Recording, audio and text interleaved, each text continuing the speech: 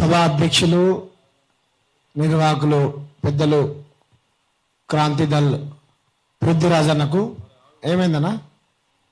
అన్నాను కదా, ఓకే సరే. క్రాంతన్న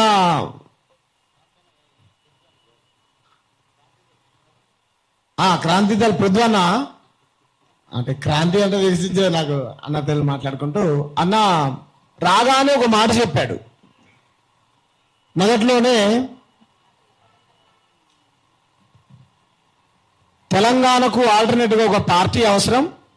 ఆ పార్టీ ఫెస్టివల్లో కూడా స్థానికస్తులకే వ్యాపార అవకాశాలు కల్పించుకోవడం అంటే కల్పించడానికి మేము ఆ లైన్ తీసుకుంటామని చెప్పాడు. 100కు 200% మా పార్టీ కూడా అదే లైన్ తీసుకుందన్నా.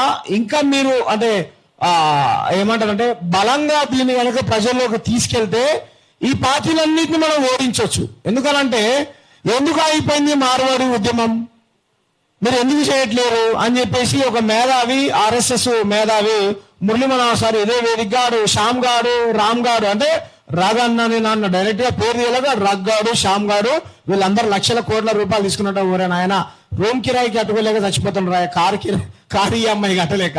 అలా లక్షల కోట్లు తీసుకునే వాళ్ళం అయితే మీకంటే పెద్ద పెద్ద కారులో తిరిగే వాళ్ళం, అమిత్ షాతోని మోడీతోని విందు భోజనాలు చేసుకుంటుండే వాళ్ళం.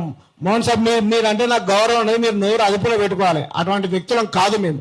అవసరమైతే మాకు తెలిసిన వాళ్ళ దగ్గర 5 రూపాయలు అడుక్కొని తీసుకుంటాం తప్ప దొంగతనం చేసి ఉద్యమాలను అడ్డం పెట్టి మీలాగా దోపిడీ చేసే వాళ్ళం కాదు. ఆ పనులంతా కరీంనగర్ లో ఎంపీలు గ్రాండెడ్ వ్యాపారులను వేయించుకుంటూ చేస్తున్నారట. మీరు వాళ్ళ మీద పడండి, మా మీద కాదు. ఎస్, ఎందుకు ఆగిపోయిందనంటే ఈ దేశంలో ఒక నానుడు ఉన్నది.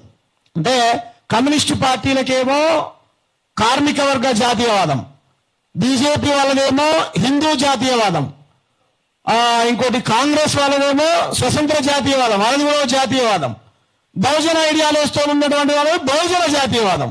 మరి తెలంగాణ అస్తిత్వవాదంతో పనిచేసేటువంటి పార్టీలే. అందుకే వాళ్ళ భయం ఏంటంటే వాళ్ళ మనసులలో ఉన్నది. చాలా మంది కాంగ్రెస్ పార్టీలో ఉన్నటువంటి స్వర్ణకారులు లేకపోతే వైశ్యులు వాళ్ళందరూ కూడా ఉద్యమానికి మద్దతు తెలియజేశారు.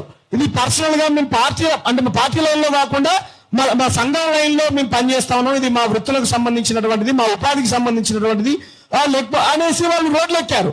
కానీ పార్టీ లైన్లో మరి చేస్తారంటే చేయలే. అందుకే ఆయన మైనంపల్లి హనుమంతరావు ప్రెస్ మీట్ పెట్టి చెప్పాడు, మేము ఖండిస్తున్నాం అన్నాడు ఆయన. కాబట్టి మనం ఏమంటున్నాం అంటే క్రాంతన్న స్టార్టింగ్ లోనే చెప్పాడు, ఎస్ ఈ నేలకు ఓ ఆల్టర్నేట్ పార్టీ అవసరం అన్నాడు. 100కు 200% నాకైతే చాలా సంతోషం ఉంది. నువ్వు పార్టీ పెట్టానా, అందరం కలిసి పనిచేద్దాం. ఈ ఉత్తరాది ఆధిపత్యానికి వ్యతిరేకంగా పోరాటం చేయాల్సినటువంటి అవసరం ఉంది. ఈ ఉద్యమాన్ని లేవనెత్తినప్పుడు పాట్ మార్కెట్ లో, మోండా మార్కెట్ లో లేవనెత్తిన తర్వాత ఒక దళితుణ్ణి, ఒక ముదిరాజుని, ఒక యాదవ్ని కొట్టిన తర్వాత అసలు ఈ తెలంగాణ శ్యామ్ గాడు ఎవడు, వీళ్ళ పేరు ఏం పేరు, వీళ్ళ ఊరేం పేరు, లేకపోతే దీనికి ఎంత ఆస్తున్నది, వీళ్ళ మతం ఏంది, వీళ్ళ కులం ఏందని మొత్తం తీశారు. ఒరే నాయన, నా పేరు SHYAMSON. వాళ్ళు చెప్పే సంశయం కాదు నా పేరు, అదేమో బైబిల్లో ఉండే సంశయం, బలవంతుడైన సంశయం. నాకు బైబిల్ మీద, భగవద్గీత మీద, ఖురాన్ మీద, మూడింటి మీద పట్టున్నది. మా ఇంటికి వచ్చి చూడండి, మా చెల్లె పొద్దున శివుని పూజ చేయడం ఇంట్లోకే వెళ్ళదు. చాలా మంది జర్నలిస్ట్ మిత్రులు మా ఇంటికి ఇంటర్వ్యూల కోసం వచ్చినప్పుడు మా ఇంట్లో హిందూ దేవుళ్ళు ఉంటారు, వేరే దేవుళ్ళు ఎవరు ఉండరు. నేనేమంటానంటే మిషనరీ హాస్టల్లో చదువుకోవడం ద్వారా మా అయ్యకు చదువు రాదా, మా అమ్మకు చదువు రాదా, ఇంటికి పెద్ద కొడుకుని నేను ఎక్కువలే, వాళ్ళిద్దరికి చదువు రాదు. సెయింట్ పీటర్స్ బోర్డింగ్ హోమ్ అనే అంటే మీరు ఉన్నారో చెప్తున్నా, మాదిరిపురం అనేటువంటి స్కూల్లో పడేస్తే వాళ్ళు పేరు పెట్టి చదువు చెప్పారు. కాబట్టి వీళ్ళకేం దొరకట్లే, వాళ్ళ దొంగతనం వాళ్ళ దోపిడీలన్నీ బయటపడుతున్నాయి. కాబట్టి వీళ్ళు ఏం దొరకపోయేసరికి ఫలానోడు క్రిస్టియను, ఫలానోడు ముస్లిము, ఫలానోడు ఇక్కడోడు అక్కడో అంటాడు. కాబట్టి ప్రజలారా, ఈ తెలంగాణలో ఉన్నటువంటి సబ్బండ కులాలు బాగుపడాలంటే మార్వడి, గుజరాతీ, అగర్వాల్స్ ఈ వీళ్ళ దోపిడీని అరికట్టాల్సినటువంటి అవసరం ప్రతి తెలంగాణ బిడ్డ మీద ఉన్నది. ఈ పార్టీలు చేయవు. మీకు ఆల్టర్నేట్ గా నేను చెప్తా ఉన్నాను, ప్రతిభన చక్కగా చెప్పాడు, ఆల్టర్నేట్ అవసరం అని చెప్పాడు. తెలంగాణ 100కు 200% ఆల్టర్నేట్ తెలంగాణ అస్తిత్వం కోసం పనిచేసేటువంటి తెలంగాణ పార్టీని ఆదరించండి. పెద్ద పార్టీ అని చెప్పుకుంటారు వాళ్ళు కూడా వాళ్ళు BRS అదో జాతీయవాద పార్టీ, వాళ్ళు కూడా మారిపోయారు. కాబట్టి వీళ్ళందరూ దొంగలు. మన రాష్ట్రాన్ని దోపిడీ చేస్తా ఉంటే, మన కులాలపైన దాడులు చేస్తా ఉంటే నోరిప్పని వాళ్ళు, మనకు అండగా నిలబడని వాళ్ళు ఈ నేల పార్టీలు ఎలా అవుతాయి చెప్పండి? అవన్నీ ఉత్తరాది పార్టీలే.